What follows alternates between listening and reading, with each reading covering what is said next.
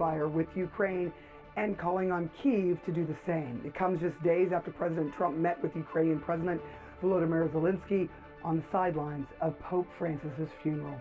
After that meeting, President Trump got on Truth Social and said there was no reason for Putin to be shooting missiles into civilian areas, cities, and towns, which is what they have been doing throughout the war. CNN's Matthew Chance joins us now from London. Matthew, do we have any sense here of whether the Ukrainian president is aware of this, and if he is saying anything about Russia's call for a ceasefire that we know they have broken in the past? Yeah, well, Sarah, I'm sure that Vladimir Zelensky follows the news like the rest of us and is aware that this latest unilateral ceasefire by the Kremlin has been announced. But you're right, it comes on the tail of more expressions by President Trump of his frustration with his efforts to try and bring a peace with the in the Ukraine war with Russia, and this is a 3-day ceasefire, a 3-day truce that takes place from the 7th through the 9th of May, over the period, in other words, when Russia, as well as Europe, marks the end of the Second World War. Victory Day in Russia is May the 9th, and there's usually a big traditional military parade on Red Square on that day. So it's over that period that this ceasefire has been announced unilaterally by the Russians. But a couple of things. First of all, it stops well short of the 30 days ceasefire that President Trump has insisted on as a first step in this peace process, and by the way, which Ukraine has already agreed to. And secondly, it was only 9 days ago or so that Russia called another truce, an Easter truce over the Easter period, which was violated, according to the Ukrainians, on thousands of occasions. And so, look, it's not exactly clear that this latest unilateral ceasefire declared by the Kremlin is necessarily the beginning of the end of the Ukraine war. All right, Matthew Chance, thank you so much for your reporting on this morning for us. Kate? Joining us right now is the Democratic Congressman Adam Smith from Washington State. Of course, he's the top Democrat on the House Armed Services Committee. It's good to see you, Congressman. Thank you for coming in. What is your reaction to this unilateral ceasefire as we're now learning about it? At this point, there's no reason to believe it. As your reporter just pointed out, the same thing was said over the Easter period, and there was no effort whatsoever by Russia to adhere to it. So it's likely just a PR campaign, but we'll see. We'll see whether or not he holds to that. But the real big message here is it seems like President Trump is finally realizing what everybody else in the world knew for years, and that is that Putin is going to push this war as hard as he can unless you stop him. And it has really hurt the process to get to peace that President Trump has put all the pressure on Zelensky. He sent a very clear message to President Putin from the start of Trump's administration that if Putin just holds out, eventually President Trump will abandon Ukraine. And that incentivized Putin to keep going forward instead of putting the pressure on Putin to force him to the peace table. Now, maybe, belatedly, President Trump has figured this out, but it's just a shocking amount of ignorance from this administration that has extended the war and placed Ukraine in greater jeopardy. I was going to ask you what you're hearing from your sources and contacts with European allies, with that image of the president's knee-to-knee in St. Peter's Basilica for the Pope's funeral.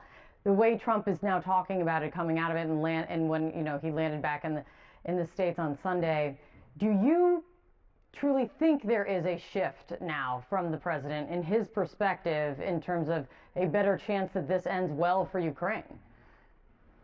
I doubt it, but I think the way I would characterize the way the Europeans and others who strongly support Ukraine have reacted to this, it's a tiny sliver of hope in what has been a dark few months from this administration. And actually, Vice President Vance has been the worst on this. He has sent the signal over and over again that we're not going to continue to support Ukraine. So I think what you saw and what you've probably heard now from Europeans and others who support Ukraine is just that tiny sliver of hope that maybe at some point President Trump is finally going to get what's going on and react accordingly. But it's early, and we'll see. We'll see if the ceasefire holds. We'll see if President Trump's administration actually is willing to put pressure on Putin to force him to the peace table. It's a sliver of hope, but there's still a lot that we have to learn about where it goes from here. Let's stay on this with former United States Ambassador to Ukraine, William Taylor. It's good to have you, William. Thank you for joining us. Ambassador, first I want to get your reaction to this announcement by the Russian president, this 3-day ceasefire. Your initial thoughts? My thoughts, Becky, are the same thoughts that others have had, which are that the Russians don't adhere to ceasefires. They keep fighting. They keep shelling. They keep attacking Ukrainian cities. This is likely no different. And we know that President Trump and President Zelensky have offered President Putin a ceasefire, comprehensive ceasefire, air, land, and sea, for 30 days. And President Trump made that offer to President Putin, and President Putin said no. So you got to be a little skeptical of this ceasefire on the part of President Putin today. Okay. So why this announcement very specifically now? The world saw the image of President Trump, of course, sitting with the Ukrainian President Vladimir Zelensky before the Pope's funeral this weekend. That was splashed across social media. Any sense that this may have motivated Putin to take this action now? I think so. I think there are probably two things. One, he does have this May 9th Victory Day coming up. But the second thing is exactly what you said. President Zelensky and President Trump had a very good, short, but a very good conversation in the Vatican directly for the first time, really, with no filters, with no aides, with no one else there. They had a direct conversation, and it sounds like, from both sides' report, it was a very good one.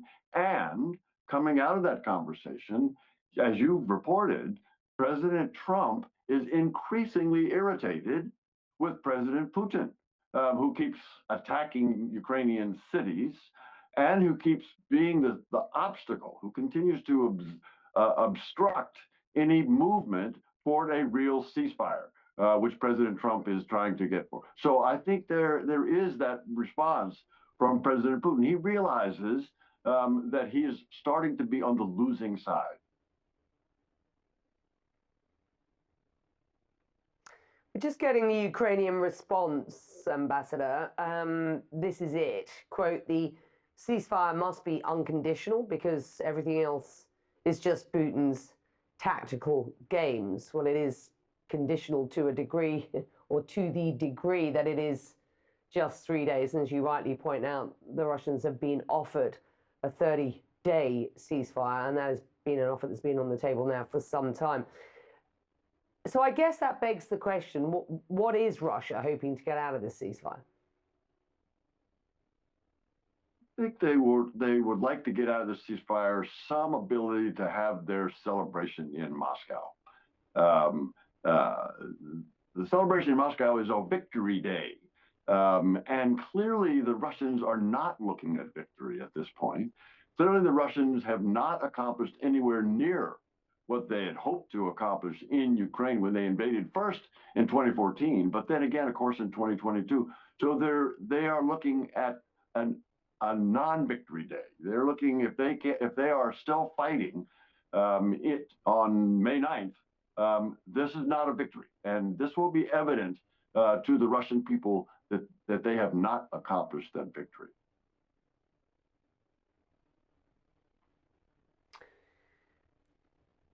On the point of claiming some sort of victory, would you expect President Trump to likely claim such for himself? How do you think, or how are you hearing at this point, that this offer from President Putin is playing out in Washington? With skepticism. Again, the Americans, the United States administration, has a proposal, which, by the way, Becky, they may be modifying. They may be making some changes to this proposal that we've seen last week, based on input that they've gotten from the Ukrainians and from Europeans in London last week. There were some good suggestions that came, and there may be a change, again, based on a growing frustration with the Russians. There may be a change in that proposal. So that's the proposal that they would like to move forward on. This would give President Trump, if he can pull off an agreement that is satisfactory to the Ukrainians and to the Europeans, if he can push Putin to that kind of a solution, that kind of an agreement, that would be a victory for President Trump. Okay, well, we are not there by any stretch at this point, at least not from the Kremlin's perspective. We will continue to monitor this, and it's always good to have you for your analysis and insights. Important. Thank you.